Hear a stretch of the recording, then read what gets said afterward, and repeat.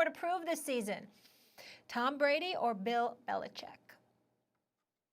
They're both the GOATs, so you can argue their legacy's already cemented, but this is a legitimate question because the question has always been, it's one of the great sports debates of our time. Has it been more Brady or more Belichick? The answer is pretty obviously it's been more Belichick. Let's start with the record. Okay. People love to point to Bill Belichick's record as a head coach without Tom Brady, but that includes the Cleveland years. You know, when I look at Teddy Bridgewater's record as a quarterback, I throw out his rookie season, which wasn't bad, but tells a very different story than once he got his feet wet and entered his more, fully mature phase of his career. So Bill Belichick, for a dysfunctional organization, actually took them to the playoffs once, but I'm not looking at the Browns. I'm looking at since he took over New England. Since Tom Brady took over the reins, what has Belichick done with and without Tom Brady? Does Tom Brady give you a premium over anyone else? Because it's not like the Patriots. Matt Castle went on to do great things when he was off the Patriots. The answer is yes. Tom Brady is the GOAT. He gives you a premium over just another quarterback who Belichick has used. But in Brady's absence, since he took over as the full-time starter, the Patriots are 13-6. They win more than twice as much as they lose. They were 10-5 in 15 games with Matt Castle. They were 2-0 with Garoppolo and 1-1 with Brissett. They're 13-6 without Tom Brady. And people talk a lot about how, other than a couple of years here and there, it's not like they'd had marquee names all over the offense and this and that. Okay, so how did Matt Castle win those 10 games? Why were they 3-1 in Brady's absence with Garoppolo and Brissett? It's because Bill Belichick is the greatest coach of all time. Well, then why hasn't his coaching tree had more success? Well, part of the infrastructure he's created is a whole bunch of people behind the scenes that you don't hear a lot about outside of New England, like Ernie Adams and others, who don't go with those assistant coaches and defensive and offensive coordinators when they leave for new jobs. But that credit accrues to the head coach.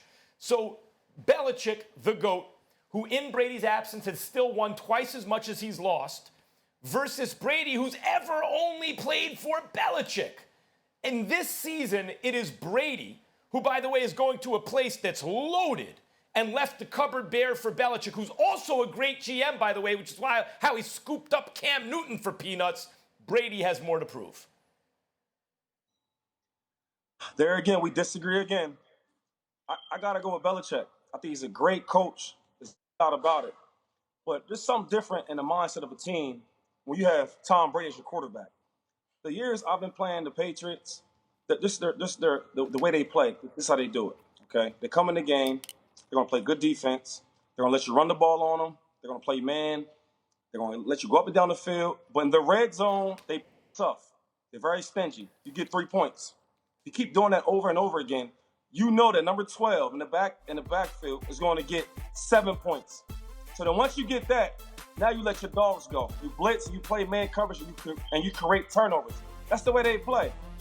For all these years, man, Belichick has had the ability to get rid of good players if they don't agree with his system. Every team can't do that. They don't have Tom Brady. So now when you look at the teams, when Tom had throwing the ball to just anybody, wide receivers that maybe Stephen A. Smith would go out there and catch some balls. Now you can't do that. Now you can't just have any receiver. You got to have good players around you to make plays, like other teams. So another thing about Tom Brady, he would take less money to get different guys on the defense, so you can pay like the best quarterback in the league with Gilmore.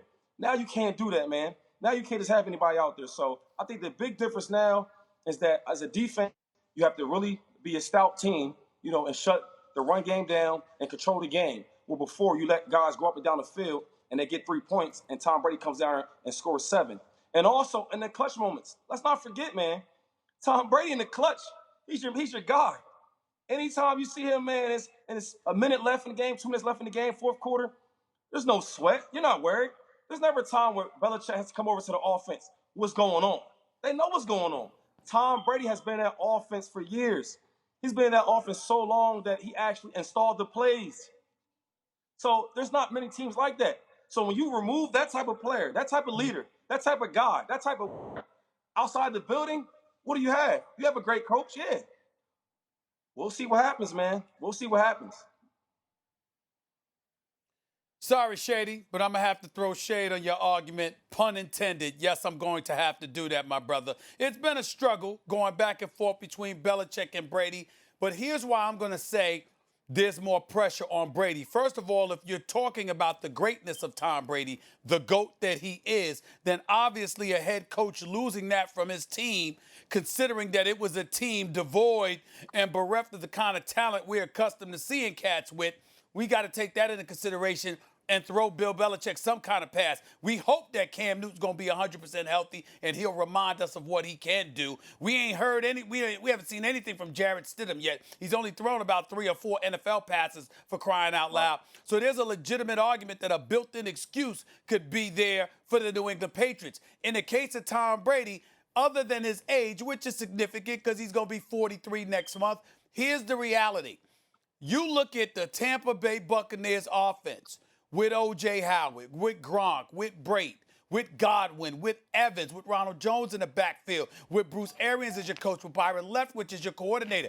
I mean, if it don't work, it's about Tom. Because even when Jameis Winston was there, throwing 30 interceptions in a season, he still threw 33 touchdowns. They still had a top 3 offense. So I think in light, if Tom Brady was playing on a team, Shady, that didn't have those kind of weapons, plus being 43 and pretty much at the tail end of his career, that would be different. But with him believing he still has some time left, with him getting Gronk there, a familiar target, knowing that O.J. Howard and Cameron Brate are dudes, knowing that you have the capability of using 2 tight end sets, and then you combine that with Evans and Godwin on the outside, I'm sorry. This is one of those years, I mean, it's a rarity. Just for this upcoming season, I would say all odds are on Tom. We look at Bill Belichick and we expect that defense to be elite. Thanks for watching ESPN on YouTube. For live streaming sports and premium content, subscribe to ESPN+.